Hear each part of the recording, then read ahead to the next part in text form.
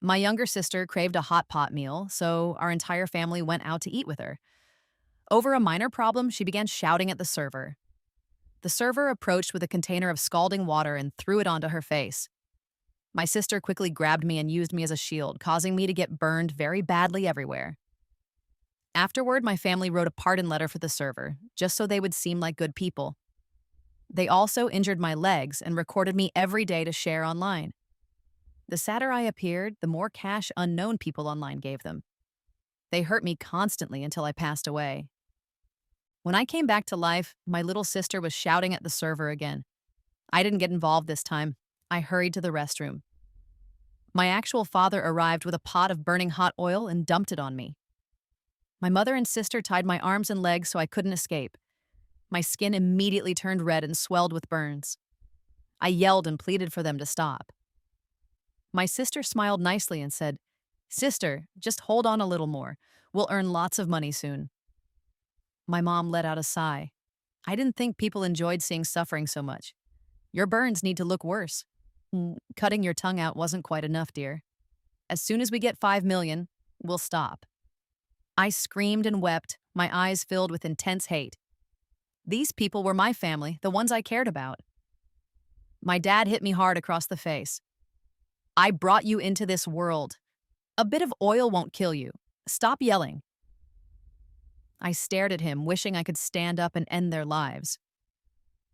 "How dare you look at your father like that? I'll beat you until you're dead," he threatened, picking up a stick and starting to hit me. The burns broke open and blood went everywhere. The pain made breathing difficult. But my sister made fun of me.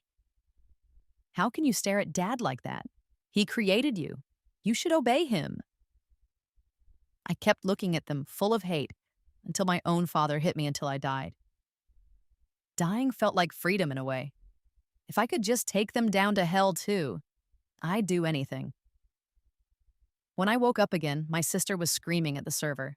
Seeing the server standing there with his head down, I smiled. This time, they would be the ones going to hell. Sister Kloe scoffed. "Are you stupid? Can't you tell the soup pot is almost empty? You get paid but do zero work. Trust me, I can make you lose your job." Kloe was always like this, never letting anything go, always needing to win. The server explained softly, "Sorry, it's a busy time.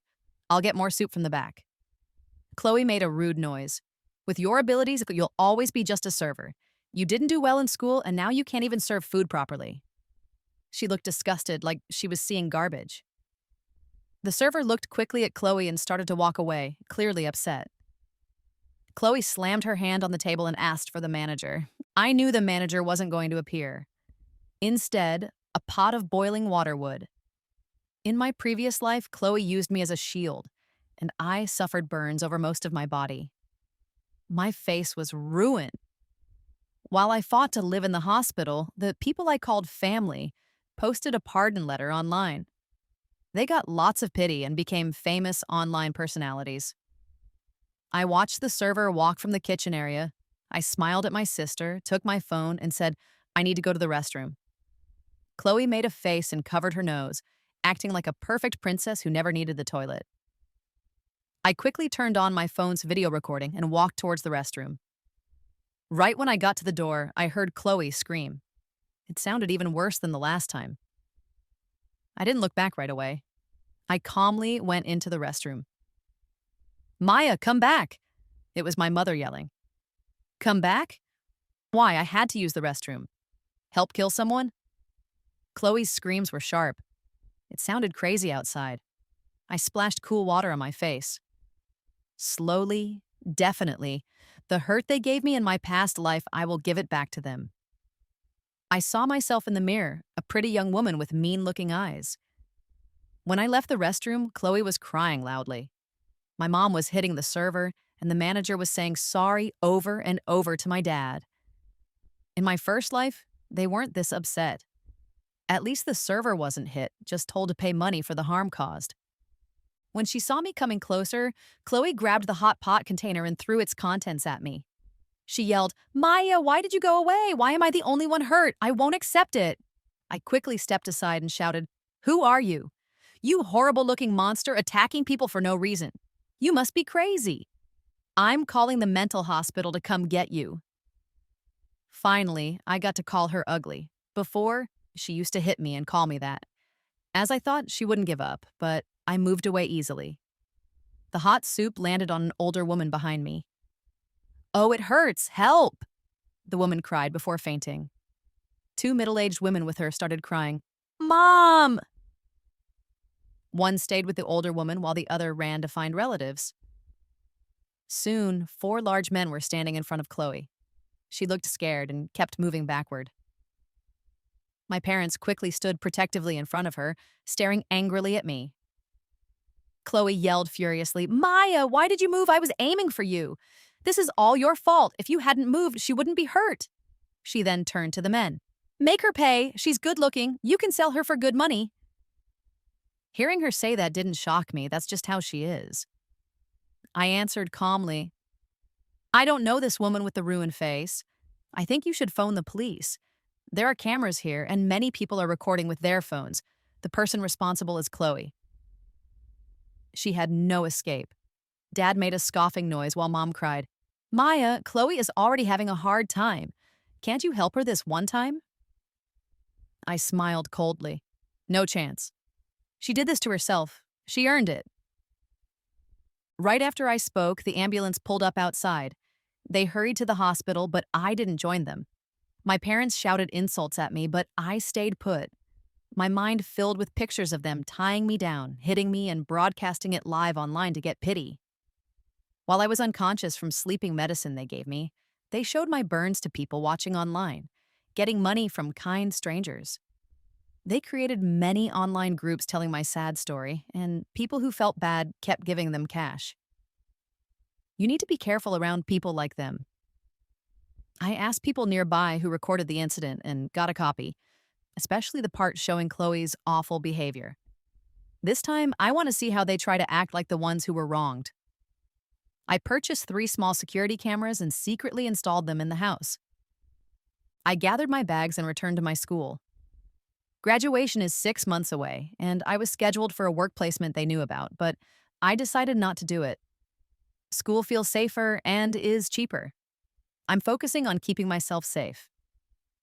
I bought various safety items online and joined personal training classes for martial arts like Taekwondo and Sanda at the school's club. Right after finishing a jog, my mom called. "Maya, your sister's in the city hospital. Come and help look after her," she ordered, sounding sure of herself. I looked at the sky and felt only coldness inside.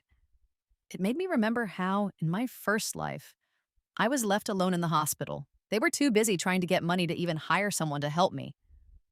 But now that it's Kloe, everyone has to focus on her. When I didn't answer, my mom yelled, "Maya, do you have any heart? Get here right now." I gave a quiet laugh. Did you forget she threw hot soup at me? I'm not perfect. Why would I care for someone who tried to kill me? Kloe got what she deserved. Mom was enraged. I heard something break, like a cup falling. "Maya, she's your sister. Can't you forgive a little?" Kloe didn't mean to do it. She was just upset. I heard that same reason so many times as a child. I answered calmly, "We each only live once. Why should I step aside for her? You are her mother. It's your job. Look after her yourself." Mom was breathing hard on the phone, likely surprised I would talk back like that. After a pause, she whispered, "Maya, your dad is still being questioned by the police. Could you just bring some basic supplies for me?" "No, Kloe scared me today. I don't want to see either of you," I replied, and ended the call. They don't act like parents towards me. I can't trust them at all. Seeing them makes me want to hurt them myself. 2 weeks passed. I found out from the hidden cameras that they intended to force me to marry some idiot. They planned to use the marriage money, $50,000, to pay for Kloe's problems. I thought about leaving town, but I didn't want to just give up. An idea came to me. The next day, my school advisor found me at the martial arts club. "Your parents are waiting at the school entrance. They look worried, like they need to tell you something important. You didn't answer their calls, so maybe you should go see them." I hadn't expected them to come so soon. I nodded politely, thanked the advisor, and finished my class before slowly walking to the gate. They are tricky, so I brought pepper spray and a stun gun just to be safe. At the entrance, my parents looked furious. They had waited more than an hour and were clearly getting annoyed. When they saw me, they quickly put on fake, uncomfortable smiles. I watched them without emotion from behind the gate. Mom spoke softly. Maya, we came to bring you home. I almost laughed. Since when was their place my home? I shook my head. I'm graduating soon. I'm busy with my final paper and need to use the library for research. I don't have time to come back. Dad stared angrily and lifted his hand like he was going to strike me. Maya, do you think I won't kill you? Oh, I believe it. Didn't he hit me until I died in my past life? A man like him could do anything. Mom held him back. Maya, I understand you're still mad at Kloe. You are both my daughters. I don't want either of you to be harmed. Chloe's burns are severe. Her face is ruined. Please forgive her. There's no forgiveness for them. Not for any of them. I replied coldly. She didn't throw anything on me, so there's nothing for me to forgive or not forgive. She's like a stranger to me. What happens to her doesn't matter to me. Outside the school entrance, my parents looked upset. Dad raised his hand again, and this time Mom didn't try to stop him. I quickly moved backward. I'm 18 years old now. You don't need to provide for me anymore. When you get old, I will give you the absolute least amount of help required by law. As for Kloe, I don't owe her anything. Dad looked extremely angry. He showed his ID to get past the gate and ran towards me. Mom shouted from behind. Maya, don't make your dad angry. He has high blood pressure. Oh, high blood pressure? If I could make him angry enough to die, I'd wake up laughing from my dreams. For the past 2 weeks, I've been running more than 20 laps every day. Today, I can definitely run faster than him. After a short chase, Dad yelled, Hey, stop that thief! So shameless, still telling lies. I shouted back, I'm Maya from the business program, a final year student. He's trying to kidnap me. Somebody call the police. 2 students nearby knew who I was. That's our senior student. Everyone helped to stop the kidnapper right away. Good-hearted students grabbed him. Dad's eyes were red with fury. I am her father, her real father. The students were annoyed and said, What kind of dad calls his daughter a thief? He must be lying. He looks mean, not like a good person. Wow, look, he has a knife in his pocket. Everyone watch out. He even had a small knife with him, likely intended for me. So cruel. Am I really his child? It's hard to believe a father could be like this. Dad stared hard at me. She is my daughter, and I am taking her home today no matter what. I didn't want to deal with him. I turned to a student near him. Hey, student, could you see if he's carrying anything else dangerous? This is a school, and I'm worried about everyone's safety. My fellow students were great. Quickly, they found a cloth and a small bottle with clear liquid. Dad fought hard, his face full of rage. What you're doing is illegal. I will sue every one of you and make sure you get kicked out of school. He was threatening all the students. I laughed. This is a school campus. You have dangerous things on you, so you are dangerous. We're just helping protect people. Then, a very curious student picked up the cloth and smelled it. Soon, he felt faint and began to fall. Luckily, another student caught him right away. When the student passed out, Dad got scared. He managed to get away while everyone was surprised. I quickly yelled, Everyone, he's getting away! Catch him! The man didn't get far before the students grabbed him again. This time, they held him down firmly. Just as we were about to take him off school property, my mom appeared. She stared at me angrily. Maya, are you even a person? That's your father, and you treat him this way? She turned to the students holding my dad and shouted, Let my husband go right now, or you will be sorry. We are old. We can't take being handled like this. I have to admit, my mom's words made the students hesitate. These days, people worry about being blamed by older folks. Even having lots of money might not help if an older person accuses you. I spoke coldly. They are the ones doing wrong, and we are doing what's right. We have many people who saw what happened. How can a few words change the facts? If there's real trouble later, I will take responsibility. The student's strong sense of fairness returned, and some girls also held my mom back. My parents began yelling awful things, but the students started explaining the situation, even talking about political ideas. My parents stopped talking, but sometimes gave me hateful looks. When we reached the area outside the school entrance, two police officers arrived. Dad looked nervous and glanced at me. I laughed. He brought drugs to make someone unconscious and a knife, yet he expects me to defend him? No way. I quickly told the police what happened. The officers gave my parents a cold look. They denied doing anything wrong. My mom cried out, "Officer, she is our daughter. How could we possibly hurt her?" Dad was angry. "This is our family business. None of you should interfere." Holding back my tears, I said, "Officer, they plan to sell me to another country. I'm terrified. I don't believe they are my real parents. Can you please help find out?" My parents froze.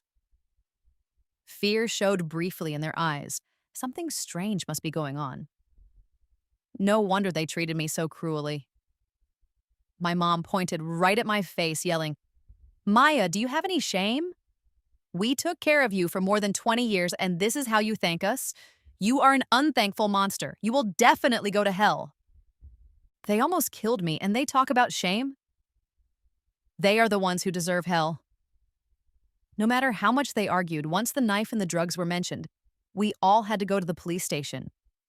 Even there, my parents tried to make excuses, but many college students were there as witnesses. They were questioned in different rooms. The entire event caused a big stir. So many students saw it happen and posted numerous videos online. This pressured the police to handle the case seriously. Drying my tears, I carefully explained why I thought they weren't my real parents.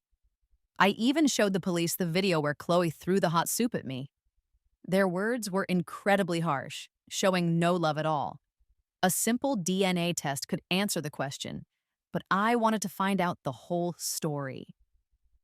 After more than 2 hours, my dad was arrested. He claimed full blame for what happened that day. Regarding my birth, they stuck to their story. They found me in a garbage bin as an infant. I don't buy it. Just as I was leaving the police station, my mom, well, now just my foster mom, Susan, pulled me close with a fake nice expression. She begged, "Maya, could you please write a letter saying you forgive him?" I laughed quietly. "I don't have a mom. I'm just an orphan.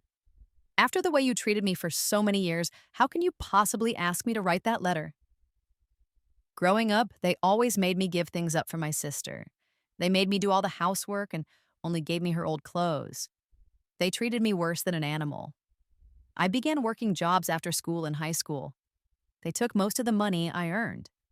Only by secretly tutoring more students in college did I manage to save a little. Susan paused, smiling uncomfortably. "Maya, it was snowing the night we found you. If we hadn't taken you home, you wouldn't have survived. We raised you for over 20 years. Can't you write just one letter saying you forgive him?" "Absolutely not. Even if you killed me, I wouldn't write it." Seeing I wasn't responding, Susan suddenly fell to her knees loudly. I quickly moved away. Having faced death before, I was suspicious she might try to harm me. Crying, Susan said, "They're making us pay $50,000, and Kloe needs surgery that costs another $100,000. Dad is the one who supports our family. We need him." "Surgery? That's a joke." Last time, they never mentioned needing surgery. I replied coldly, "Sell the house. You have money." Susan shook her head hard. "No, that house is all we have. We can't sell it, never." "So it's fine to sell me, but not the house? Such unfair rules." Smiling mockingly at her, I suggested, "Then turn Kloe into a famous internet star. She looks so pitiful now. People will surely give money." Susan's eyes shone with excitement. "How can she get famous online?" she asked quickly. I laughed. "This time, let's see if they pick their daughter or the money." I smiled nicely. "Share pictures of her burns on the internet. Make her look as sad as possible so it spreads quickly. Also, write a sorry letter to that server." Susan thought about it. I turned to go, knowing them well. Kloe would definitely become famous online. These were the methods they used on me in my past life. Now, it was Chloe's turn to go through it. Soon after I got back to school, Susan called.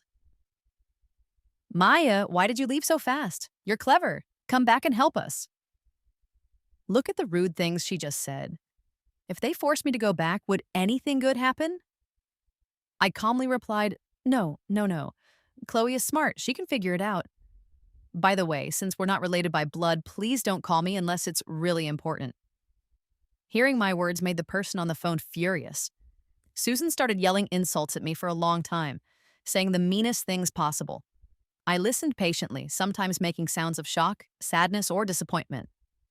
When she was nearly finished, I said quietly, I was actually planning to write the forgiveness letter for Robert. But after hearing you yell like that, I see now that you don't deserve to be forgiven. Susan paused, then yelled, Maya, I made a mistake. I wasn't thinking clearly. I'll hit myself twice, okay? Please forgive me. I heard 2 slapping sounds through the phone, but I couldn't tell if they were real. Susan cried, Maya, you are so kind. You'll forgive us, won't you? Come back, and we can all get famous online together. Since they cut my tongue out in my first life, I stopped wanting to be the good person. I'm tired of being someone they can hurt whenever they want. No, thank you. Let Kloe be the internet star. Didn't her face get ruined? That sad story will make her popular. Oops, it seems I upset Susan. She shouted angrily, Maya, you will pay for this. After ending the call, I checked the hidden cameras. Susan sat on the sofa, looking furious. She muttered, Tomorrow, I'll go to the school, fool her into coming home, and then ruin her face so she can be the famous one. Kloe wore a hat and face mask. Only her evil-looking eyes could be seen. How can she go to school happily and live better than I do? She must suffer more than I have. Mom, I'm not happy. I want her dead. Susan hugged her and patted her gently. Don't worry, Kloe. As long as we make her suffer, she will make money for your operation and buy you a big house. Kloe answered coldly. I hate hearing her talk. Fool her into coming home tomorrow. Let's cut out her tongue first. So that's the reason they cut out my tongue in my first life. I knew they were awful, but I still felt cold and scared. I wanted to show this recording to the police, but they likely would only warn them. The main reason Robert was arrested was because of the illegal drug used to knock people out. The police need to find where it came from. Otherwise, since no one was actually harmed yet, they can't do much. I looked at my bank accounts. I only had 5,000, under 26 yuan altogether. After thinking hard, I decided I had to leave. If I had money, I would have left right after I came back to life. Having no money is terrible. Even the martial arts classes were cheaper because nice students helped out. Otherwise, I couldn't have afforded them. I visited my school advisor, explained what was happening, and told her about some of my family problems. She sighed. Don't be afraid, this is a school. They cannot hurt my students here. In my first life, after my face was ruined, she brought students to see me and tried to help me feel better, but I never left my room. I said with tears in my eyes, Teacher, I don't want to be involved with them anymore. They did raise me for over 20 years. No matter what, I'm younger, and I can't defeat them. Other people will say they had difficulties and I should forgive more. It's simple for others to say that when it's not happening to them. As long as they act sad, people will feel sorry for the weak. I understood this from my past life. My advisor said not to worry about school matters, she would take care of them. She gave me a warm hug, I packed my things, and left that same evening. I traveled by fast train to one city, then took a bus to another. I quickly found a job that included a place to stay. I started working in a factory, putting small parts together. Surprisingly, it felt okay.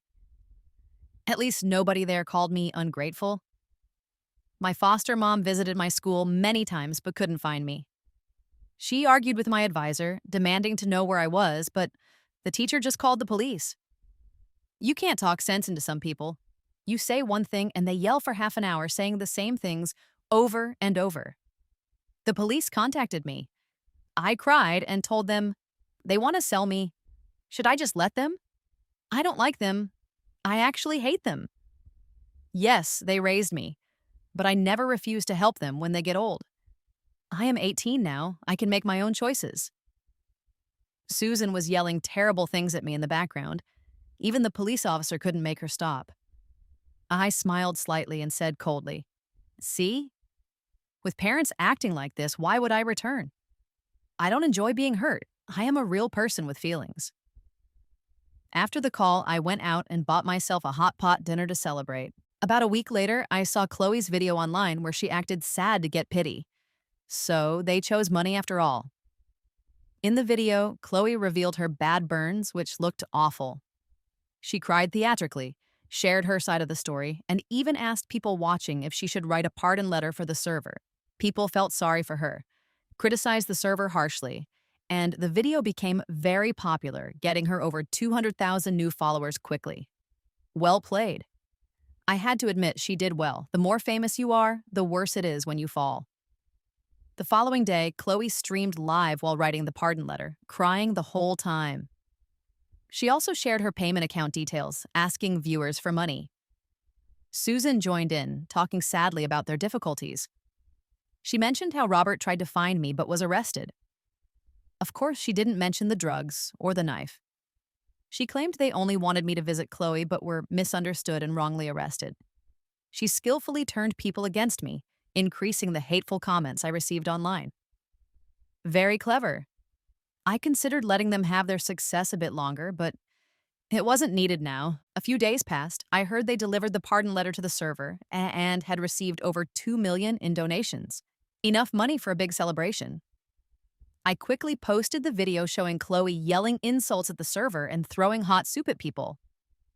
I added the text, "Sad-looking people are often the meanest." I paid 1,000 yuan to promote the video and left comments on Kloe's videos to lead people to mine. Soon, my video was also very popular. Kloe's video quickly filled with negative comments. People online hate being tricked by scammers. Kloe cried and kept saying the video wasn't real, that it was made by computers, and she was innocent. She even suggested the server made the video because it appeared right after Kloe sent the sorry letter. Who else would do it? She asked. Susan, drying her eyes, asked the viewers if they could cancel the pardon letter. "We don't want to be nice anymore," she cried. This new video changed how people felt. About half the viewers still supported them. Some weren't sure. And the others called them hypocrites. I don't understand why they're trying so hard to deny it. They know they were recorded. I have 5 or 6 different video clips of the event. Maybe they believe people online are easily fooled and that whoever cries the most should get pity. People often support the person who seems weaker. I shared 2 more video clips from different viewpoints with the title, "Are computer videos really this clever now? Changing views and everything." Before I could post more, the server shared the security camera recording from the restaurant. She also posted message histories where Kloe threatened her and shared audio clips of Kloe shouting insults. Her title was, "I prefer prison over being shamed by her.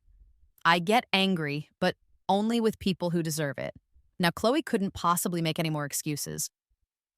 I sent a message to my school advisor, telling her it was okay to share the video of Robert causing trouble at school online. She had wanted to share it earlier, but I asked her to wait. Soon, the internet was full of videos showing Robert and Susan making a scene at the school.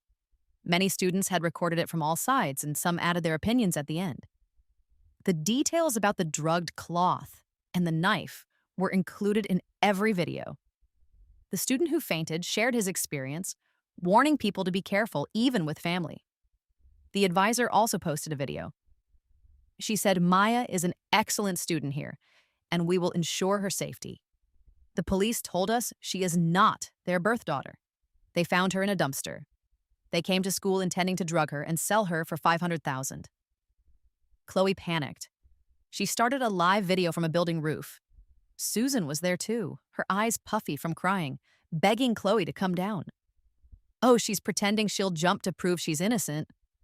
I don't believe her. She just wants people to give her what she wants. Even if she's wrong, she demands forgiveness, or else everyone who criticized her would feel responsible if she died. Kloe cried into the camera, "Can't you all just trust me? Or do I have to die first?" Half the comments online were mean, telling her to jump. People just didn't believe her performance anymore. Looking sad, Kloe said, "If my death makes you happy, then maybe I should just die." Susan wouldn't allow it. Crying, she managed to say, "Let me go instead. I'm 48. I've lived already. You're only 18. You haven't experienced love or had children yet. Your life is just starting." Kloe shook her head, tears streaming down her ruined face, looking frightening. I have to admit, she's quite a good actor. She convinced some people to support her again. Feeling sorry for her, they made excuses, saying she's just honest, not mean. They said customers are always right, so it's okay if she yelled at a server. They argued she's young, and having her face damaged is punishment enough. They said she should get another chance. With more people backing her, Kloe cried even more while reading the messages. She said sadly, "Yes, I yelled at the server, but she ignored me for 30 minutes. Can't I complain? Don't customers deserve better than having hot water thrown at them? Was it really wrong for me to try making my own boiling water?" The comments began to support her more. People said things like, "Maybe she just has a bad temper. It's not a huge problem, right?" Soon, most comments were supportive again. Kloe definitely succeeded with this live show. And soon, the police arrived with Robert. He looked much thinner. Prison clearly wasn't easy. Robert was close to tears, his voice unsteady. "Kloe, please come down. I can't lose you too. These people online don't understand anything, just talking foolishness." The viewers who were criticized stayed silent, realizing he was right. Seeing the supportive comments, Kloe gained confidence and started talking more about her difficult life.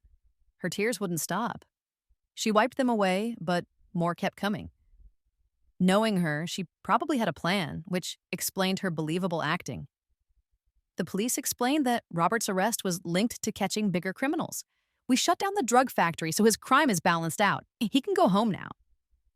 They reminded everyone publicly that buying illegal items knowingly makes you involved in crime.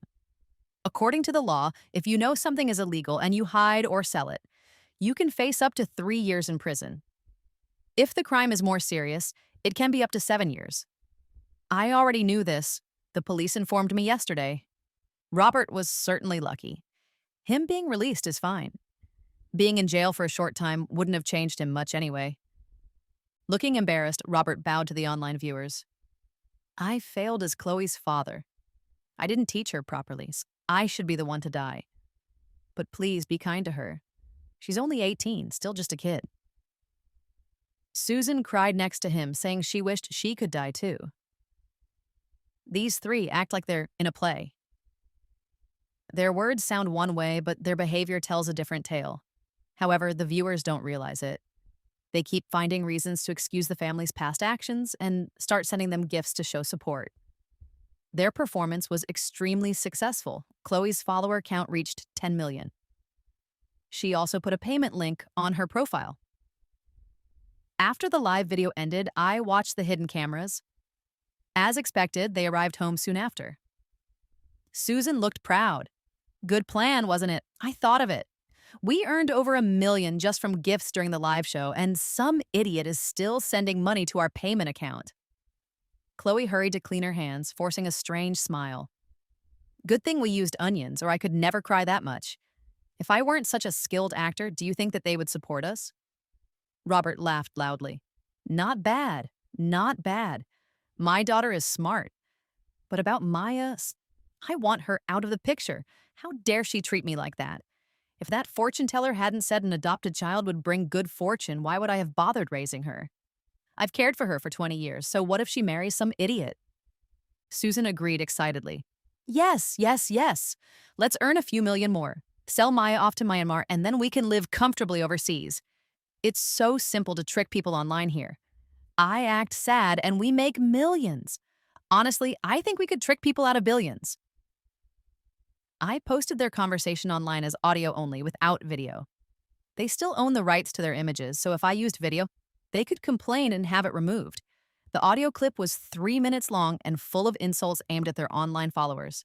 I wasn't certain if their easily swayed supporters would get angry or not. In the comments section, I added a message with a picture showing a 1,000 yuan donation. My comment said, "So this is your true nature. This is illegal money collection, and I've reported it to the authorities." The audio quickly became popular. People who donated posted pictures of their donations in the comments, saying they plan to sue. Kloe's video was filled with angry messages. Nobody likes being treated like an idiot. Scared, the three of them posted a video saying the audio recording was fake and people misunderstood them. But nobody trusted them this time. People compared the voices in the audio to the recordings from the restaurant and confirmed it was definitely them. Kloe acted wildly at home while Susan called the police, saying someone had broken into their house, claiming that was the only way the audio could have gotten out. Soon after, the police arrested all three of them. It wasn't because Susan called, it was because huge numbers of internet users reported them for illegally collecting money. Susan and Kloe were sent to prison, while Robert, who wasn't directly part of the money scheme, was let go. While Robert was at home breaking things in anger, someone came into the house. Before he could do anything, they covered his mouth and pulled him into the bathroom. The stranger said in a threatening voice, "Because of you, my leader is in prison. They took all our cash too. Now I can't even provide for my family. I am going to kill you." Robert ended up dead, cut into pieces, and flushed down the drain. If the pipe hadn't gotten blocked, his body might never have been discovered. Kloe lost her mind completely and was moved to a mental hospital. Later, the server from the restaurant started working there. I visited Kloe once. She's truly gone crazy. She weighs 400 pounds and looks so scary she could frighten anyone. She also has many scars, new and old. When she sees anyone, she hides in a corner, whispering, "I was wrong. I was really wrong. I won't do it again." Seeing her in that state made me feel a sense of relief.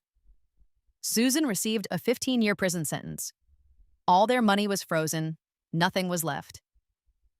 Now I can finally work peacefully and feel safe at home. The police contacted me.